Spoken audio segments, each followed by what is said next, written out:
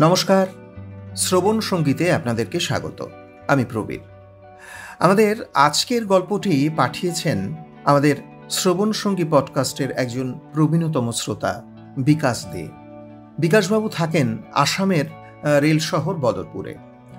উত্তর পূর্ব ছাড়াও দিল্লি, মুম্বাই, কলকাতা ও ত্রিপুরা থেকে ওনার প্রকাশিত গল্পের সংখ্যা এখনো পর্যন্ত প্রায় 175। গত বছর থেকে ওনার লেখা ছোট গল্প বিভিন্ন ইউটিউব চ্যানেলে শোনা যাচ্ছে। বিকাশবাবুকে অসংখ্য ধন্যবাদ তার বিপুল গল্পের সম্ভার থেকে একটি গল্প আমাদেরকে উপহার দেওয়ার জন্য। গল্পটি আপনারা একেবারে মন দিয়ে শুনুন এবং ভালো লাগলে গল্পটিকে শেয়ার এবং লাইকের মাধ্যমে আমাদের পাশে থাকবেন এবং গল্পটি কেমন লাগলো সেটা কিন্তু জানাতে একদম ভুলবেন না। তাহলে শুরু করছি আমাদের আজকের গল্প। আমাদের শ্রোতা বন্ধু ও লেখক বিকাশদের লেখা বৃত্তটা ক্রমশ বড় হচ্ছে।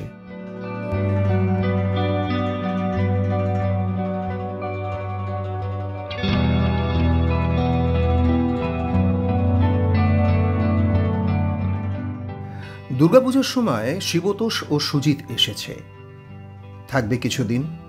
ওরা একসময় এখানেই ছিল, এখন ভিন্ন ভিন্ন জায়গায় সেটেলড। আমিও তরুণ এখানেই থাকি স্থায়ীভাবে এবং আমাদের বন্ধুত্ব অনেক বছরের। শিবতোষ ও সুজিত আমাদের থেকে কয়েক বছরের ছোট, কিন্তু বয়স আমাদের বন্ধুত্বে কোনো ফারাক সৃষ্টি করতে পারেনি। সবাই যে সমবয়সী হতে হবে বন্ধুত্বে এমন কোনো বাঁধা ধরা শর্ত নেই। আমরা সবাই এখন ষাটোর্ধ্ব। মোবাইল ফোনে যোগাযোগ করে লাইভ আড্ডার একদিন ব্যবস্থা করা হলো।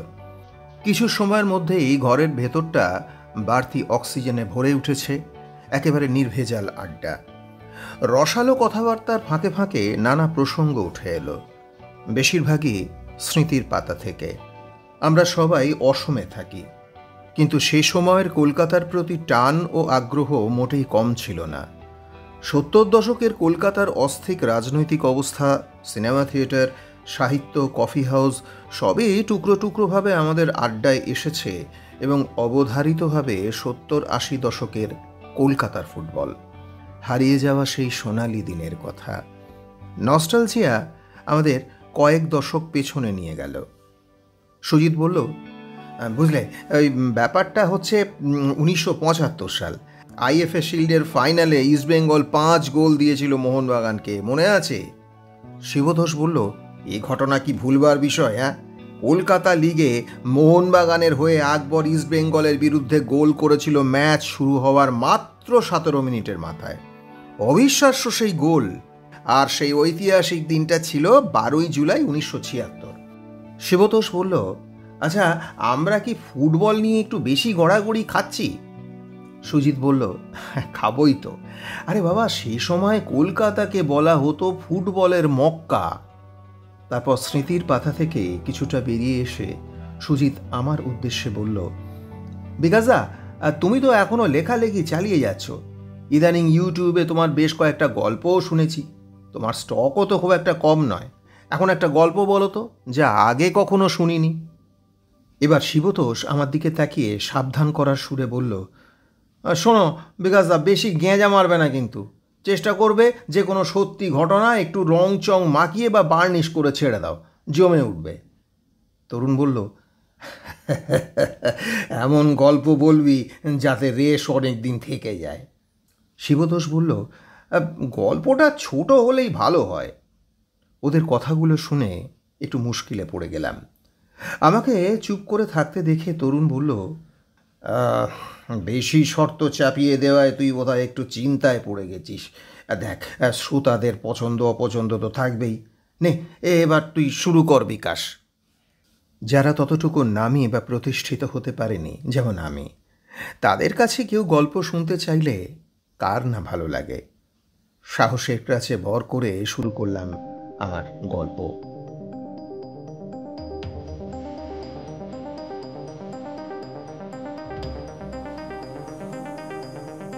গত বছর আগরতলা থেকে ট্রেনে বদরপুরে ফিরছি। রিজার্ভেশন নেই। একটু আগে ভাগেই স্টেশনে পৌঁছে গেলাম। জেনারেল কম্পার্টমেন্ট, তাই যাত্রীদের বেশ ভিড়। তবুও কোনো ক্রমে একটা সিট পেয়ে গেলাম। একজন ভদ্রলোক বললেন, আর কাউকে বসতে দেবেন না দাদা, যথেষ্ট চাপাচাপি করে বসতে হচ্ছে। ওনার পাশের ভদ্রমহিলা বললেন, উফ, যা গরম পড়েছে, এত ঠাসাঠাসি করে জার্নি করা যায় না। উনি তালপাতার পাখা নেড়েই যাচ্ছেন। ভাবে ভাবে কথাবার্তায় বোঝা গেল ওনারা স্বামী স্ত্রী।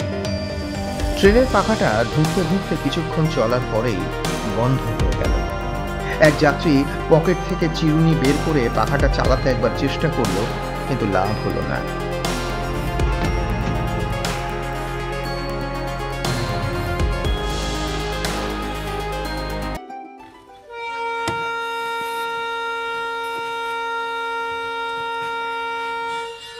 ট্রেনটা চলতে শুরু করেছে।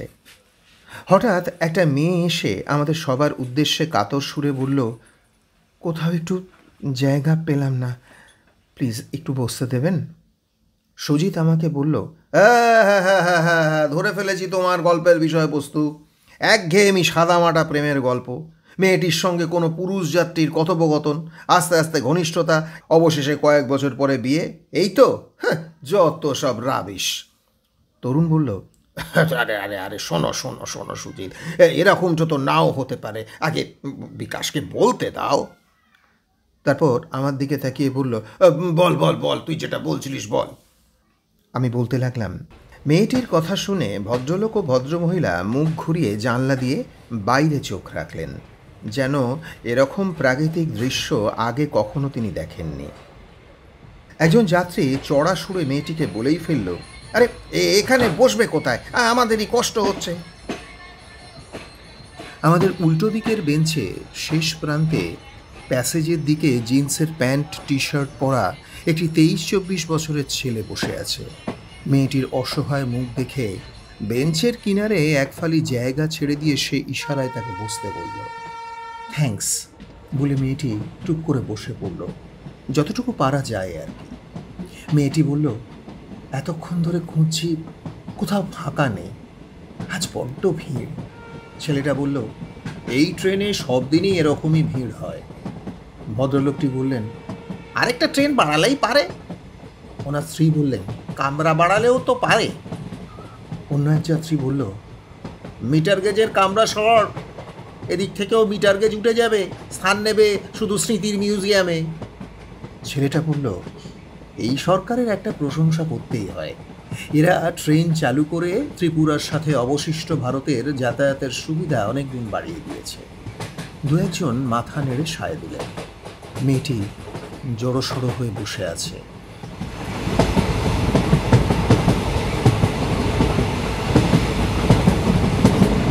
কিছুক্ষণ পর মেয়েটির উদ্দেশ্যে ছেলেটা বলল, আপনি আরামসে বসুন। কথাটা বলে জানলার দিকে গিয়ে হেলান দিয়ে সে দাঁড়িয়ে থাকল। মেয়েটি জিজ্ঞেস করল, আপনি বসবেন না? ছেলেটা বলল, না, অনেকক্ষণ বসেছি। আমিও অবাক ও মুগ্ধ।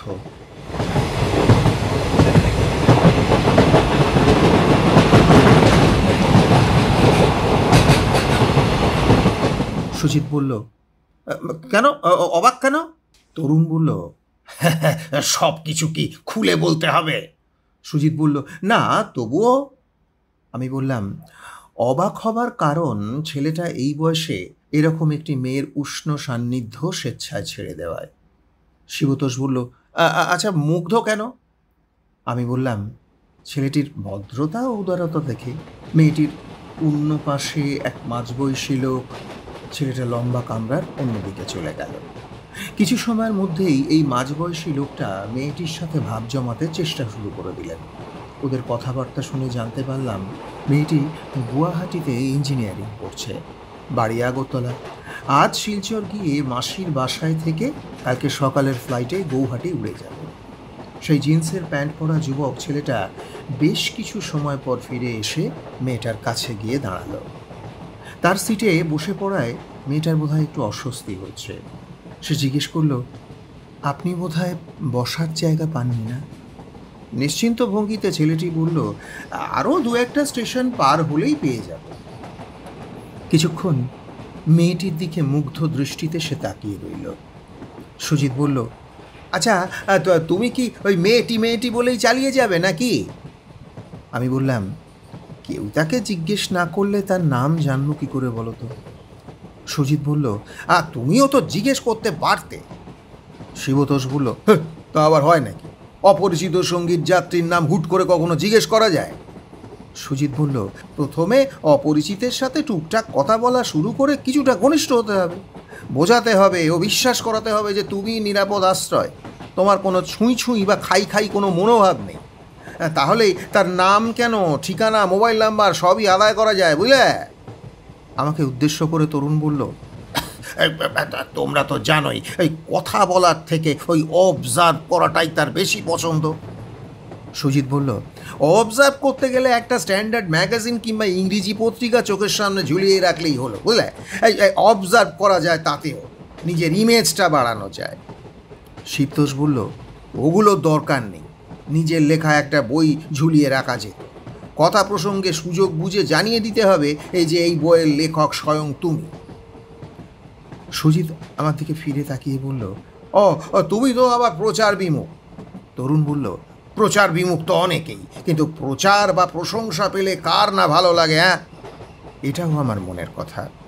সুজিতের তর সইছে না, আমাকে বলল, তুমি কিন্তু এখনো একটা ব্যাপারেই সাইলেন্ট রয়ে গেছো, মেয়েটার কিন্তু কোনো বর্ণনা দাওনি। শিবতোষ বলল, হ্যাঁ, কিছুটা বর্ণনা দাও, বাকিটুকু আমরা অনুমান করে নেব। আমি বললাম, মেয়েটি টিনেজে অথবা জাস্ট ছাড়িয়েছে টিনেজ, আঁটো ফিগার, গায়ের রংটা চাপা, চেহারায় একটা পাহাড়ি ছাপ। বাংলায় কথা বললেও পাহাড়িও হতে পারে, তবে বেশিরভাগ সময়ই কথার মাঝে ইংরেজি ও হিন্দি ঢুকিয়ে দিচ্ছে। ধর্মনগর স্টেশন ছাড়ার পর একটা ছোকরা বাদাম বিক্রি করে গেছে। কিছুক্ষণ পর একটা হকার এসে চা বিক্রি করছে। ভদ্রলোক ও তার স্ত্রী চা খেলেন। মাঝবয়সী লোকটা ও মেয়েটিও সেই সঙ্গে চা খেল। আমার মুখে পান থাকায় অবশ্য আমি খেলাম না। এরকম ভালো পান ট্রেনে তো পাবো না। সুযোগ পেলেই মাঝবয়সী লোকটা মেয়েটির সাথে কথা বলে যাচ্ছে। তার সব তথ্য যেন তাকে জানতেই হবে। তাদের গল্পে মোবাইল ফোন, ফেসবুক, হোয়াটসঅ্যাপ এই শব্দগুলো এসে গেছে। চা খেয়ে দাম দেওয়া দেখে আমি বুঝলাম ওই লোকটি চায়ের অর্ডারটি দিয়েছে। শিবতোষ মন্তব্য করল, হ্যাঁ, যা ধরেছি, ওই বুড়ো বয়সে ভীমরতি।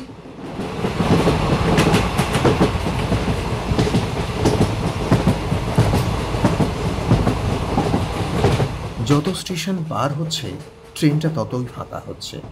ট্রেনে টিমটিমে বাতি জ্বলছে, পাখা যথারীতি ঘুরছে না, ভ্যাপসা একটা গরম। ভদ্রমহিলা বললেন, শিলচর পৌঁছতে অনেক রাত হয়ে যাবে। তার স্বামী বললেন, হ্যাঁ, তা প্রায় 11টা, 11:30 তো বাজবেই। চা খাওয়া শেষ করে মেয়েটি ওয়ান টাইম কাপটা হাতে নিয়ে ইতস্তত করছে। মাঝবয়সী লোকটা মেয়েটির কাছের জানলাটা ওঠানোর একবার চেষ্টা করলেন।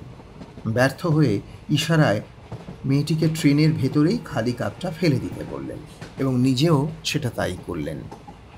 কিন্তু মেয়েটি তা না করে উঠে গিয়ে দূরে অন্য খোলা জানলা দিয়ে কাপটা বাইরে ফেলে দিয়ে এসে বেঞ্চে বসতে বসতে মাঝবয়সী লোকটিকে বলল, ট্রেনের ভেতরটা না আর নোংরা করতে ইচ্ছা করল না।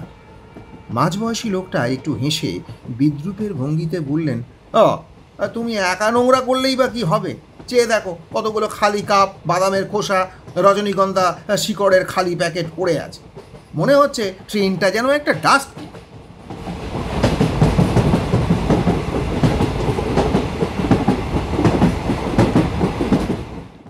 পাথারকান্দি স্টেশনে ট্রেনটা কিছুক্ষণ সময় দাঁড়িয়ে থাকলো।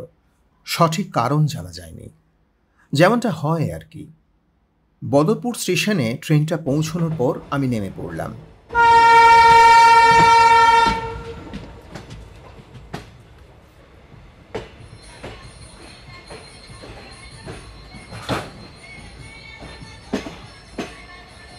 ট্রেনটা বদরপুর হয়ে শিলচর অভিমুখে চলে গেল।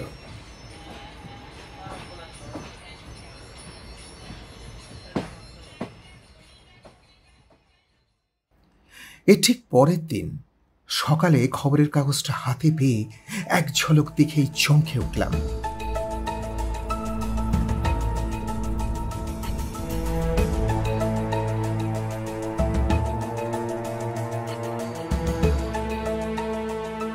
ট্রেনে আমাদের সঙ্গী সেই যাত্রী মেয়েটির বিভৎস একটা ছবি। ঊর্ধ্বশ্বাসে খবরটা পড়ে জানতে পারলাম সেদিন গভীর রাত্রে ট্রেনটা শিলচর পৌঁছানোর পর ওই রাত্রেই সে ধর্ষণের শিকার হয়েছে। পরদিন ভোরে অচেতন অবস্থায় রেল লাইনের পাশ থেকে পুলিশ তাকে উদ্ধার করেছে। ধর্ষণকারী যথারীতি পলাতক, অনুসন্ধান চলছে। এই ধরনের খবর শোনার জন্য কেউ প্রস্তুত ছিল না। সবাই কিছুক্ষণ চুপ, ঘটনার আকস্মিকতায়।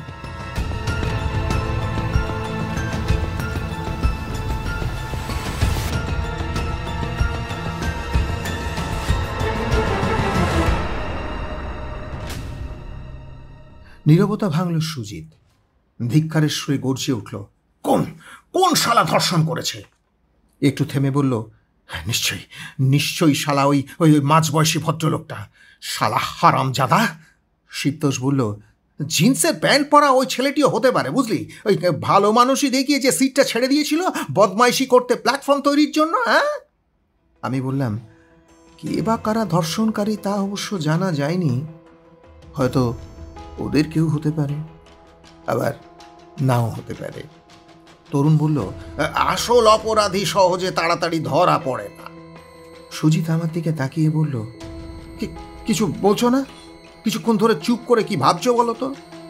মাঝবয়সী লোকটার বলা ডাস্টবিন কথাটা আমার চোখের সামনে লাটিমের মতো ঘুরপাক খাচ্ছে, থামছে না। ঘুরতে ঘুরতে বৃত্তটা ক্রমশই বড় হচ্ছে, ক্রমশই বড় হচ্ছে, বড় হতে হতে বড় হতে হতে।